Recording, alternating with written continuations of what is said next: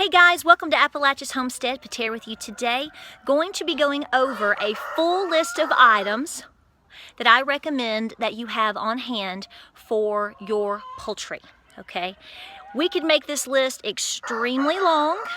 We could make this a list with a lot of variations. These are items that you can pick up online. They are items that are at your co-op. They are items that are usually at Tractor Supply. And I have found over the years, after raising hundreds of birds, that these are the items that I absolutely have to keep on hand to assist me in whatever stage I am in with my poultry. So let's take a look. Okay, we're going to go through this one by one. And let me explain that what I do on my farm is not necessarily what you need to do on yours. This is simply to answer questions within my homesteading group, to show the products that I have used and continue to use, and why we have such good success here. But again, I want to explain, this is not a natural approach. These are items that you will get from the store to assist you. They are minimal, but I do use them. If you're looking for a video on natural supplements, what to feed them, how to take care of baby chicks, herbs, all of that sort of thing, this is not the video. I have an attitude of raising my animals as natural as possible, with common sense as much as possible, but I have also been around enough animals now and raised enough animals now to realize that things happen. Emergencies happen. And I have taken the approach that when that happens, I have chosen items that assist me during those times. That's how I treat my own self and my family. We try to do what we can as long as we can with all that we can grow and do. But if we get sick and we're really sick and we need assistance, we seek assistance. You do what works best for your farm. If you see some of these items that interest you, then that's great. If none of these items interest you, that's great too. You do your thing. Okay, first of all, there are different ways that you can add probiotics to diets, okay? Clearly, apple cider vinegar, kefir yogurt, yada, yada, yada. This video is not about that. This is about items that you can buy to have on stock for emergencies or as supplements to assist your poultry. I picked this up. I'm feeding my rooster a little bit extra of this right now, the ProBios. You can buy this right here at many different places. Amazon has it, co-ops have it, Tractor Supply. So if you want to help to give a powder form, adding all those wonderful microorganisms into their diet, this is a powdered supplement that you can pick up. I keep it on hand and I do use it. Now, I talked about this in my rooster video. I have been using this for a couple of years because you never know when you're going to have an emergency situation, especially with a baby chick, a young pullet or whatever, and you got to bring her in. You're going to switch to a liquid diet, okay? If you don't have something to blend up, which is an option, obviously, this is a great thing to have, okay? You can buy this on Amazon. I keep it. I've used it several times. I have been very thankful that I've had it because, guys, when emergencies happen on a farm, you don't have time to stand around and think about it. And if you're like me, it's going to take you half a day to go get what you need if they have it. You may not have that time. So I keep this right in stock to feed them in an emergency. You simply add liquid. It's not a forever feed. It's getting you over the hump. So there it is right there. This is the 11-ounce tub. I've talked about Veterex. This is my third time. This is a new pickup on this, because if you think you have an issue with a hen of any sort, I like to add this right here for upper respiratory health. You may not start out with an upper respiratory infection or problem, but you could develop into one. I keep this. It's very inexpensive. You can get it for $6 to $8 depending on where you buy it or what you buy. And you simply just, add it to your poultry, and you're going to put it right there over like where the beak and the nostrils are. Very simple. I just entered the whole realm of controversy, and I really don't care because let me tell you right now, this stuff has helped me immensely.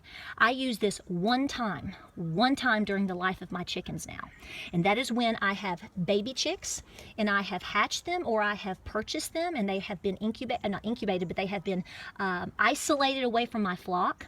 But at anytime when I start to hit around the 5 to 7 week period, I go through a several day run of adding a little bit of Corid to their water. That's because you are at the peak age for coccidiosis, okay? You'll lose everything you got if you don't treat that right. You can do natural supplements for that. You can do all sorts of things. I have no problem with that. I think you can actually do both, but I do now add the amprolium to their water during that time. So do what works for you. This is what works for me. Right here, I'm telling you right now, of all the things that I'm going to speak to, this is the top item that you need to get, Vetericin. Folks, I've used this on just about every animal on the farm, okay? You have a basic wound care spray here. It is incredible. It is non-toxic. I cannot stress to you the importance of this item. I've used it just about on every single animal I can think of on this farm. Dogs, cats, pigs. It's especially good to have an emergency if you have obviously an issue with, a chicken. Hey, it's what I'm doing right now. In addition to that, I have seen multiple comments about people that have animals with Pinkeye. Well, Pinkeye is related to obviously upper respiratory issues, so do what works best for you, and always consult a vet with a lot of your problems if you can, okay? If you're dealing with an animal that a vet will absolutely treat and help you with, you need to do so, okay, if your problem is big enough. But I keep this on hands now. It's actually helped with the rooster that I have inside that is making tremendous rebounds, folks. Even from the video that I filmed yesterday, you should see him today. Right here, I'm telling you, for wound care and extra special care, and they do make a human product as well, so check that out online. I have it on my kitchen table because I picked it up the other day. I'm going to be using it. Now, people get confused with these two items. Let me tell you what I do. If I have a severe problem with something that I think is going to be infected or is a deep wound and laceration, I start with the Vetericin. I spray it, treat it, clean it, whatever I need to do, okay? And then I let that dry.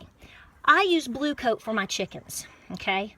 Because I have found that if I treat first with a spray of Vetericin, let it dry, and then come back with Blue Coat later, that's mainly to disguise the bright red color. Okay, it is a fungus, helps with being a germicidal and having a fungicidal, effect. Yes, but it also disguises the wound. So I do a combination of these things. I think that both of these are imperative.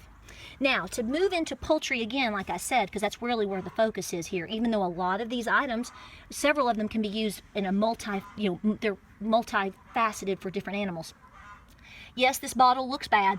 It's the Poultry Protector. The reason this bottle looks bad is because literally I might get one more use out of it. I need a new bottle, okay?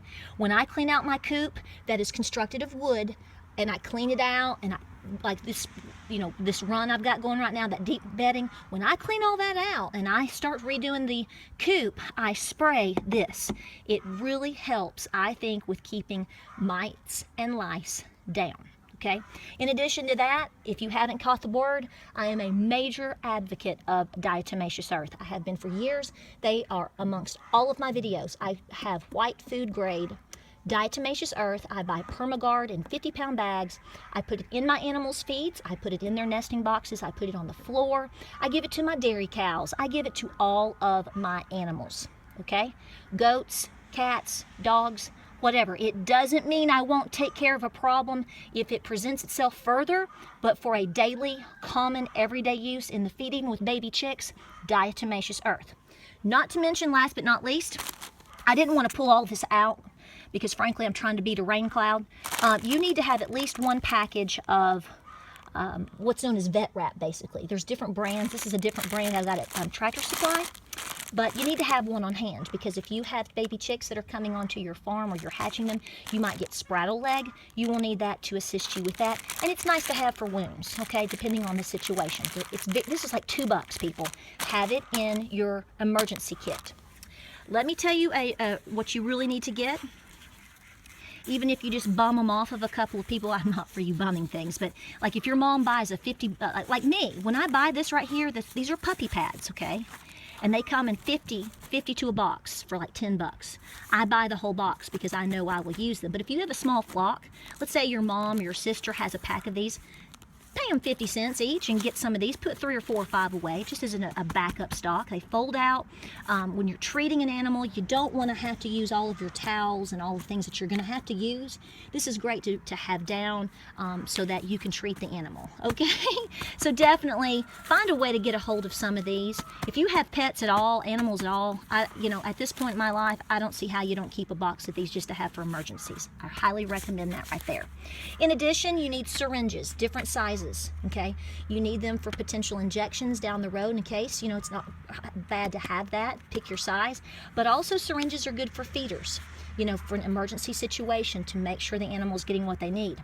I have found that droppers work really well too, okay? So syringes, droppers. You cannot have enough plastic gloves. I don't care what anybody tells you.